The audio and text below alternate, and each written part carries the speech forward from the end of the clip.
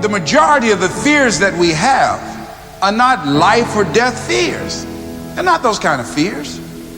But through our imagination, we blow them out of proportion and we give them more power than they actually have or deserve, and we permit them to govern our lives.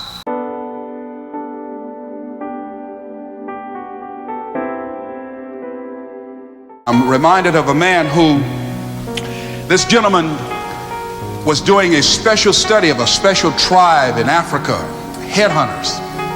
And he had difficulty in developing a relationship with these tribesmen because of the fact that he had fear. He had fear they were going to take his head. I tell you, all fears aren't bad. That was a legitimate fear. That was a good fear to give you a headache. So he worked there for a long time with no effort, no progress in developing a relationship and rapport and being able to achieve a level of trust. So finally one night while he was in bed, he was thinking about it. I said, what is it that you came here to do? What is your life work as a missionary? He said, I wanted to study these tribesmen.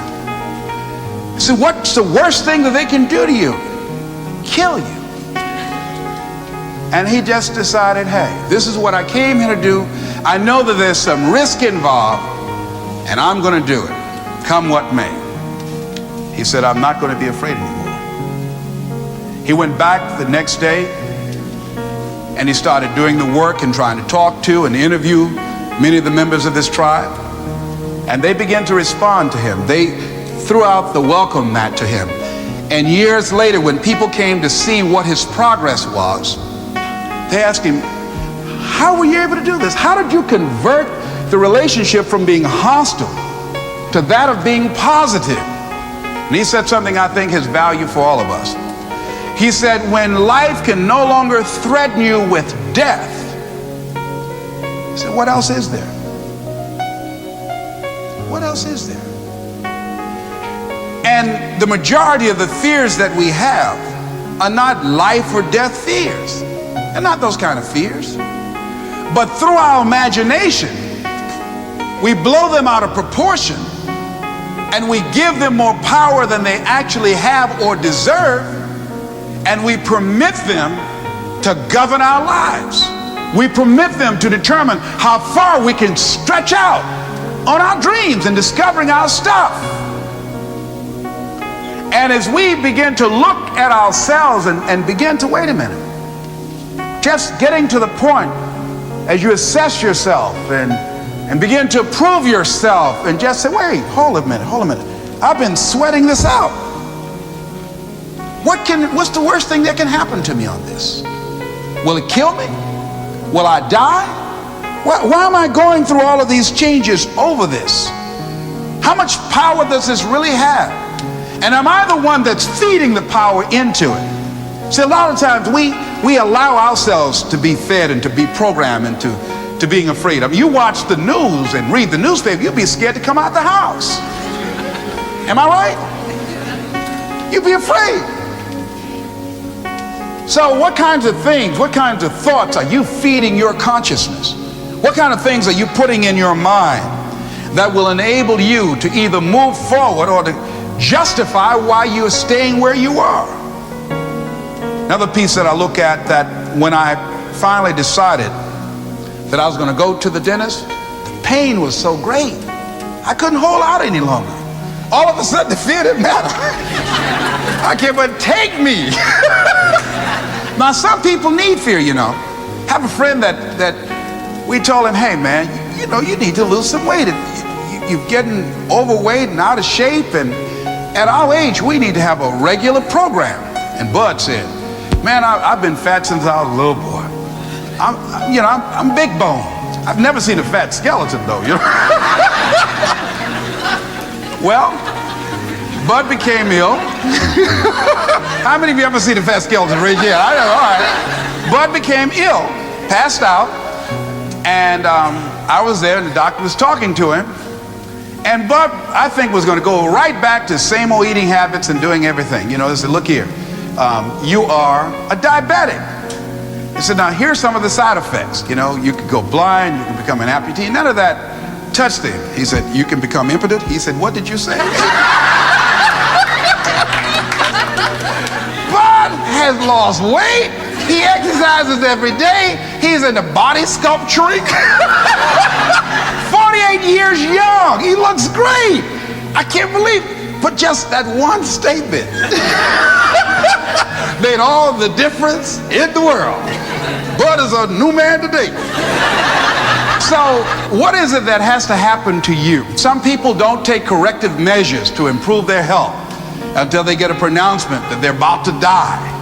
Then they'll start, okay, all right, I'm ready to do whatever you want me to do. But they won't do that. They can see people dropping off like flies around them. Well, that's them. You got to go from something.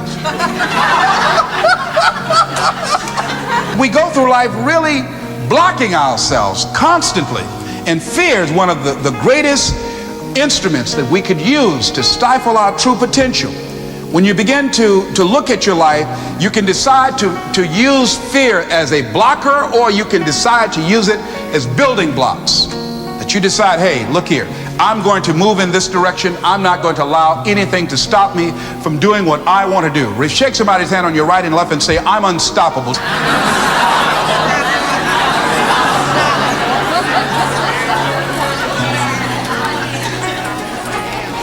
See, when you begin to understand and acknowledge your fear, and you go forth anyhow, you go forth in a spirit and a knowing that there's a way that you can begin to handle this. There's a way out here somewhere. There's a solution.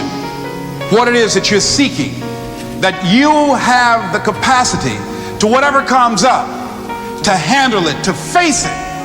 And rather than feeling powerless, you begin to feel powerful.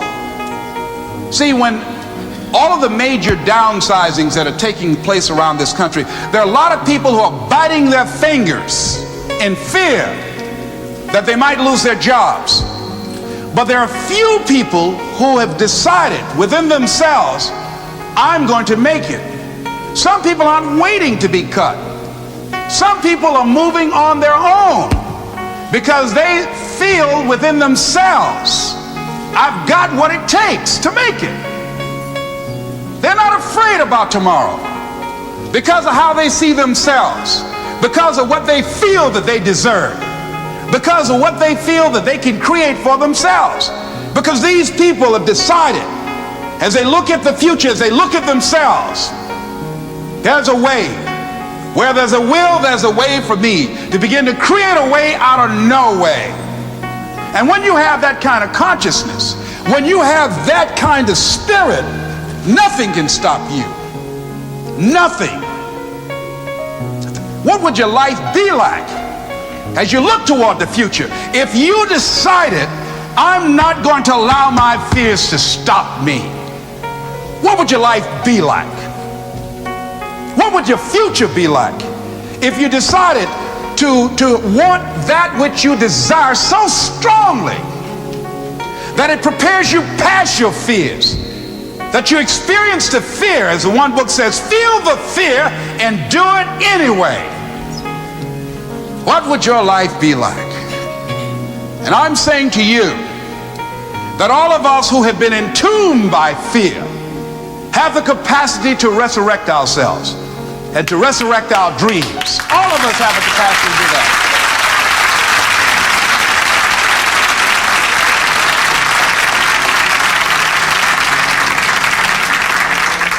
And you have, is it easy? No. It's not easy. Can I do it? Yes. What's one of the ways to get started? Some of us need somebody to hold our hands. Sometimes we need somebody to help us out. Be willing to say, I don't know. Be willing to reach out. Be willing to get some assistance to take you to the next level. What great athlete. You never expect boxers to make profound statements. I think it was Joe Frazier who said this one. He says, all of us are like the blind man at some point in our lives standing on the corner waiting for somebody to lead us across. See, all of us at some point in our lives need some help, need someone to reach out to us, to throw out the lifeline, to help us go across some treacherous waters that we couldn't navigate by ourselves. None of us do it by ourselves. All of us at some point of our lives. We need that kind of help. We need that kind of assistance because we grow from the people we have in our lives that can enrich our lives personally, professionally, spiritually, and all the dimensions of our lives. We don't grow in a vacuum. So as you look at yourself, what are the fears you have that maybe you need some help in strengthening yourself in that area? As you assess your strengths and your weaknesses, as you begin to approve yourself and your passions and your dreams and your goals and the things that you want, if you decide to experience all of your true potential, as you decide to manifest all of your greatness, as you decide, wait a minute, what else is available to me out here if I decided to experience the fear of rejection, the fear of no, the fear of failure, the fear of standing by myself? What else is available? Of taking a chance, a fear of losing it all. What else is available to me that will bring some extra meaning and value? The fear of people not liking me. You know how many people do things they don't want to do because they want everybody to like them? Everybody's not going to like you. Excuse me, special announcement. Everybody's not going to like you. No, it's just not that kind of world. But you know, there are a lot of people who won't take positions on issues, who won't take a stand for things they believe in, who won't speak up for themselves because they don't want to make anybody mad. Oh, it was Bill Cosby. He said, I don't know what the secret of success is. He said, but here's what I know what the secret of failure is. He said, trying to please everybody. You can't please everybody. But there are people who have the fear of rocking the boat. So they just go alone in life. Just go alone. Well, how do you feel? Well, I don't really want to say. How many of you know people like that? Raise your hand. These people aren't living life. They're not truly experiencing life. What do you really want to do? Well, I don't like this, but I guess I'll go ahead on and do it. No. The life is too short for that. Too short and unpredictable, moseying through. Not trying to disturb anything, not trying to shake anything up, not trying to make any waves.